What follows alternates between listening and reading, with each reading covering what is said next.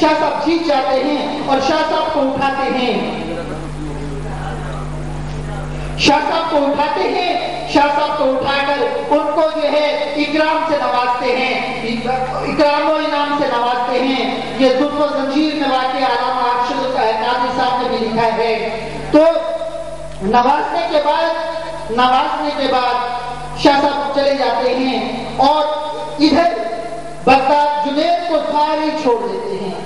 جنید کے اپنے چاہنے والے سارے چھوڑ دیتے ہیں، اور جنید جو ہے اب چلتا جاتا ہے، کوئی ساتھ نہیں ہے، اکیلا گھر جا رہا ہے، رات بھی بے چینی ہے، اور جب رات ہوتی ہے تو میرے آقا صلی اللہ علیہ وسلم کا دیدار ہو جاتا ہے،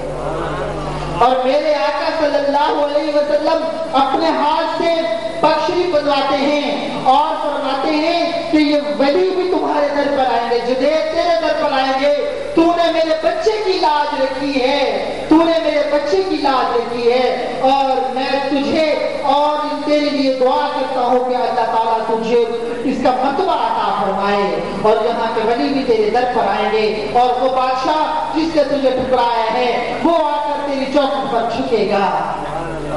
میرے پیارے عظیم ساتھیوں، ایک ہی رات گزری اور صبح کا سارا نقشہ ہی تبدیل تھا، اور ایک سائڈ پر شاہ صاحب جو ہے مسکرا رہے ہیں اور جنید کو وہ وعدہ دلا رہے ہیں، جنید تو نے اپنا حق ادا کیا ہے اور میں نے اپنا حق ادا کیا ہے۔ درود شریف پڑھیے۔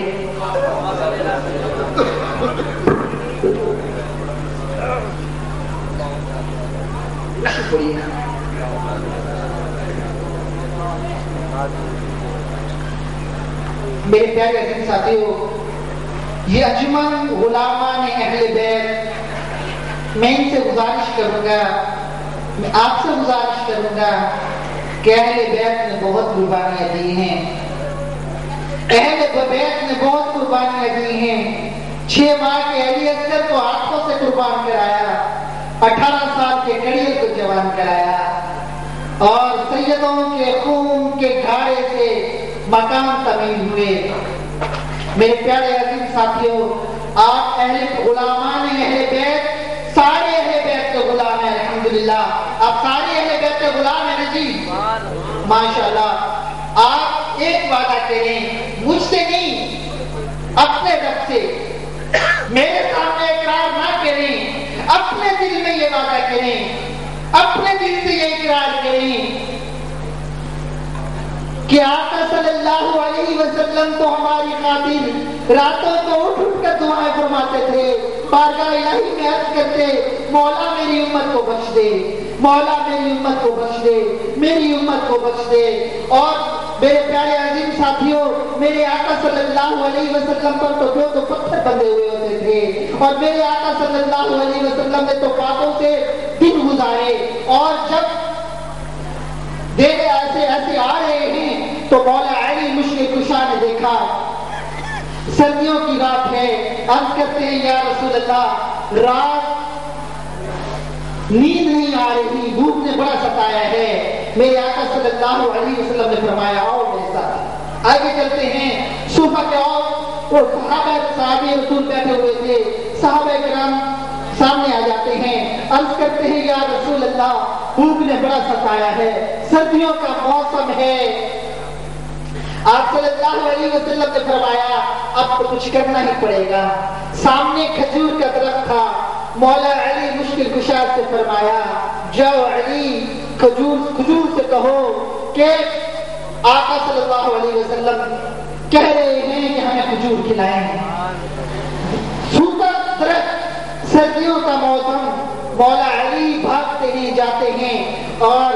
کھجور کے درخت کو ہلاتے ہیں، دراصل کھجور گرنا شروع ہو جاتے ہیں، اور مولا علی اٹھاتے ہیں، اٹھا کر سامنے پیش کرتے ہیں، جتنے بھی صحابی تھے سب کو کھلاتے ہیں، اور کچھ 100 کھجور آپ دیتے ہیں، جاؤ علی میری بچی کو دینا، میری بچی کو جا کر یہ کھجور دینا، اور میرے بچوں کو بھی جا کر کھجور دینا۔ میرے پیارے عزیز ساتھیوں، ہم جتنا کھا رہے ہیں یہ سونے آقا صلی اللہ علیہ وسلم کا صدقہ کھا رہے ہیں، جتنا ہم کھا رہے ہیں آپ صلی اللہ علیہ وسلم کا صدقہ کھا رہے ہیں۔ اور آپ سے جو میری گزارش ہے جو ہم نے وعدے کرنے ہیں کہ وہ یہ کہ میرے آقا صلی اللہ علیہ وسلم نے فرمایا کہ کامل مسلمان تب تک وہ کامل مسلمان نہیں ہو سکتا. المسلم ایک اور روایت ہے، اسی روایت کو دو صحابہ نے روایت کیا ہو. ایک جگہ پہ ہے المسلم من سلم المسلمون من لسانه ويده، کہ کامل مسلمان اس وقت تک نہیں ہو سکتا جب تک تمہارے ہاتھ اور تمہاری زبان سے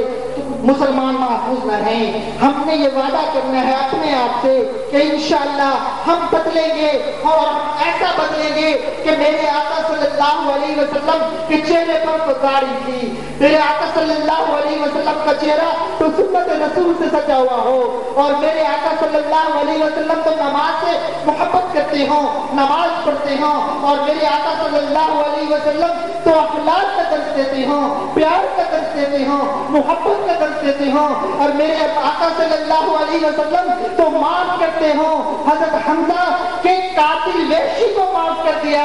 اور معاف کر دیا اس کے بھی درد رکھتے ہیں. اور وہ چچا جس کا 70 مرتبہ آپ نے جنازہ پڑھا، 70 مرتبہ جنازہ پڑھا، اور فتح مکہ کے موقع پر وحشی کو بلایا، پیر سے بلایا کہ تو بھاگنا،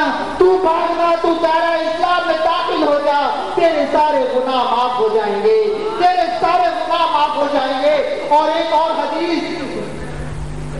ابی ذر غفاری رضی اللہ تعالی عنہ سے روایت ہے، کہتے ہیں کہ میں ایک مرتبہ گیا کہ آپ صلی اللہ علیہ وسلم آرام فرما رہے تھے، سفید چادر لی ہوئی ہے، سفید چادر لی ہوئی آرام فرما رہے ہیں. تو میں واپس آ گیا، اور کچھ عرصے کے بعد پھر میں گیا تو آپ نے فرمایا کہ ابو ذر کہ جس نے لا الہ الا اللہ کہہ دیا اور اسی عقیدے پہ وہ مرا، اسی عقیدے پر اس کو موت آ گئی، داخل الجنہ، وہ جنت میں داخل ہو جائے گا. حضرت ابو ذر فرماتے ہیں میں نے عرض کیا کنت وانا زنا وانا سرقا، کہ یا رسول اللہ اگر اس نے زنا کیا ہو، بدکاری کی ہو، چوری کی ہو، پھر بھی آپ صلی اللہ علیہ وسلم نے فرمایا ہاں انا زنا وانا سرقا، اگر اس نے چوری کی ہو، اس نے بدکاری کی ہو، چوری کی ہو، پھر بھی وہ جنت میں جائے گا. حضرت ابو ذر فرماتے ہیں میں نے دوبارہ عرض کیا کون تو انا زنا وانا سرقا، یا رسول اللہ اس نے زنا چوری کی ہو؟ فرمایا ہاں انا زنا وانا سرقا، اس نے چوری کی ہو، اس نے زنا کیا ہو، پھر بھی وہ جنت میں جائے گا. اگر ابو ذر یہ بات تجھ کو ناگوار گزرے، یہ بات تجھ کو ناگوار گزرے، پھر بھی وہ جنت میں جائے گا. میرے پیارے عظیم ساتھیوں، میرے پیارے عظیم ساتھیوں، مقصد کیا کہ ہم اپنی زبانوں کو لا الہ الا اللہ کے ذکر سے تر کریں. یہ آخری حدیث مبارکہ ہے، اور اس کے بعد ذکر کا حلقہ، اور اس کے بعد درود و سلام. ہم اپنی زبانوں کو لا الہ الا اللہ کے ذکر سے تر کریں، لا الہ الا اللہ سے تر کریں، اور اتنا تر کریں کہ رب فرما دے کہ جس طرح حدیث مبارکہ ہے آج کی غالب پڑھی جا رہی تھی، تو آقا صلی اللہ علیہ وسلم فرماتے ہیں کہ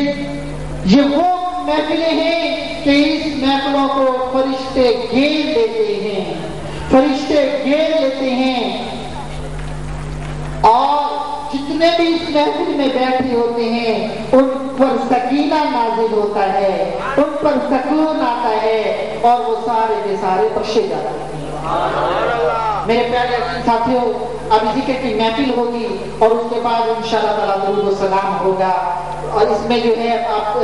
دل جمی کے ساتھ ذکر کریں، دل جمی کے ساتھ ذکر کریں. اور پیارے عظیم ساتھیوں، اپنے گریبانوں میں ضرور جھانکیں کہ ہم نے سنت رسول بھی رکھنی ہے، ہم نے اخلاق بھی اچھے کرنے ہیں، ہمیں آداب کے دائرے میں رہنا ہے، اور ہم نے انشاءاللہ تعالیٰ اپنے اوپر غور بھی کرنا ہے، اپنا احتساب بھی کرنا ہے.